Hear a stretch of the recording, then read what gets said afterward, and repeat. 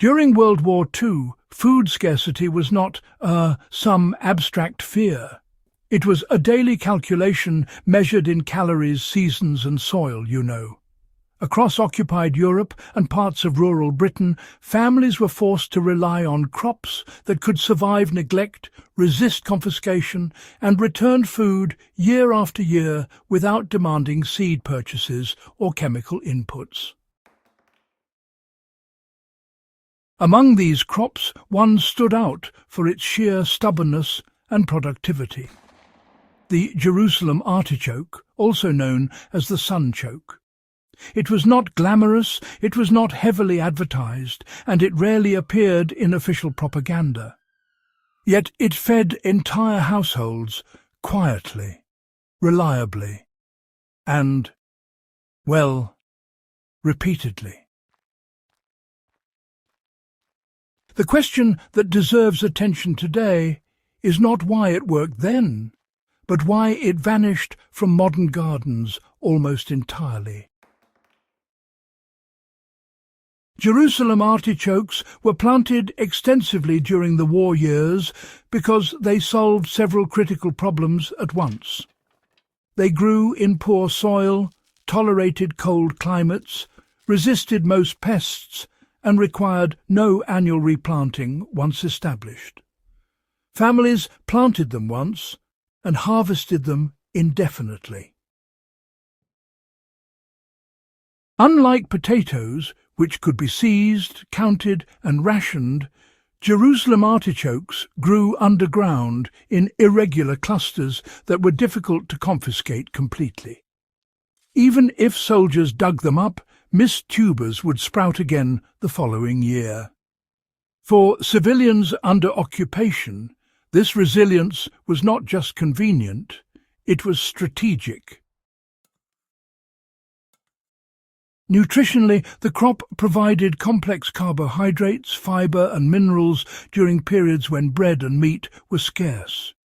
While it lacked the starch density of potatoes, it compensated with volume and reliability. In many regions, it became the insurance crop, the one food that could be counted on when everything else failed.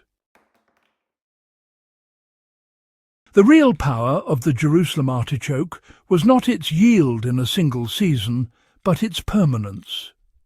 Families planted it along fence lines, behind sheds, or at the edges of gardens where it attracted little attention.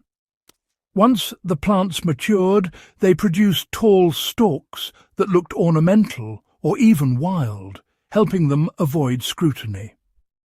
Underground, however, the tubers multiplied aggressively. Harvesting was done selectively. Families would dig only what they needed, leaving the rest in the ground, where they stored naturally through winter without cellars or preservation. In practice, the soil became the storage system. This meant no jars, no drying, no curing, and no fuel expenditure. For modern survival planning, this is a critical lesson. Food security is not just about yield. It is about reducing dependencies across the entire chain, from planting to storage. After the war, agriculture shifted toward efficiency, uniformity, and market transportability. Jerusalem artichokes did not fit the new system. They did not store well above ground. They were awkward to clean for commercial sale, and they varied widely in shape. Supermarkets favoured crops that stacked neatly and shipped easily. Seed companies favoured annuals that required repurchasing every season. A perennial crop that fed families indefinitely without replacement did not align with post-war economic incentives. There was also a cultural factor. As prosperity returned, foods associated with hardship just kind of fell out of favour. The Jerusalem artichoke became linked to scarcity rather than abundance, despite its nutritional value.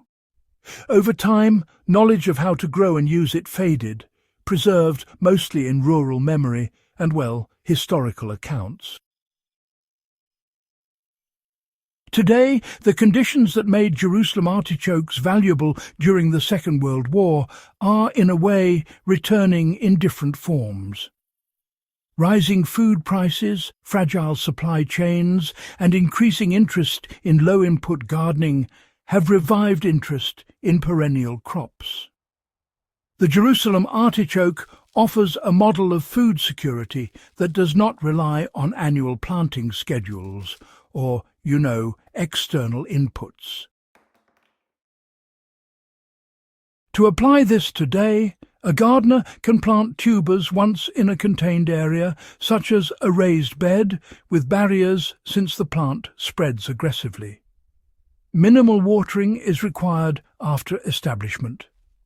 No fertilizers are necessary in most soils. Harvesting can occur late into winter, even after frost, when other crops have failed.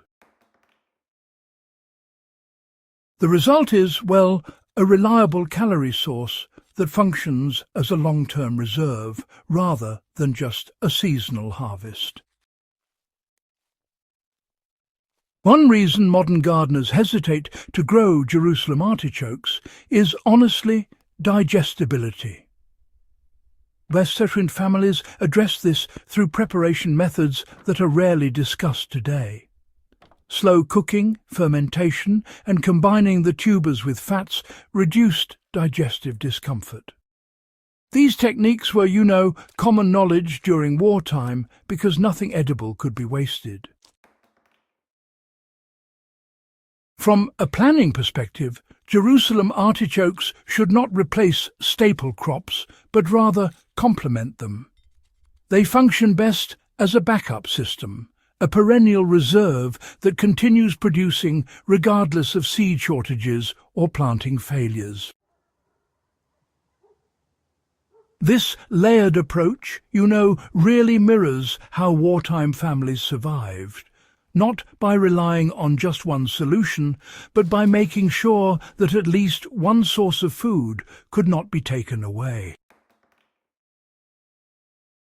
The deeper lesson of the Jerusalem artichoke is, it's not really agricultural, but rather philosophical. WWII families did not survive by chasing novelty or optimization. They survived by choosing reliability, redundancy, and control. They valued systems that worked quietly in the background while their attention was focused elsewhere. In that sense, the disappearance of this crop reflects a broader loss of long-term thinking in modern food systems. Reintroducing crops like this is not nostalgia. It is really a recalibration toward resilience. History shows us that food security is not built on abundance alone, but on continuity. The Jerusalem artichoke fed families through war, occupation, and collapse, not because it was exceptional, but because it was dependable. That is exactly why it deserves renewed attention. As interest grows in sustainable living, off-grid resilience, and historical survival knowledge, this forgotten seed offers a tangible connection between past necessity and present uncertainty. If you value learning from history and applying those lessons to real-world resilience, do consider subscribing to the channel for more deep dives into forgotten survival knowledge. And please share this video with anyone interested in self-reliance, food security, or the quiet wisdom hidden in wartime history.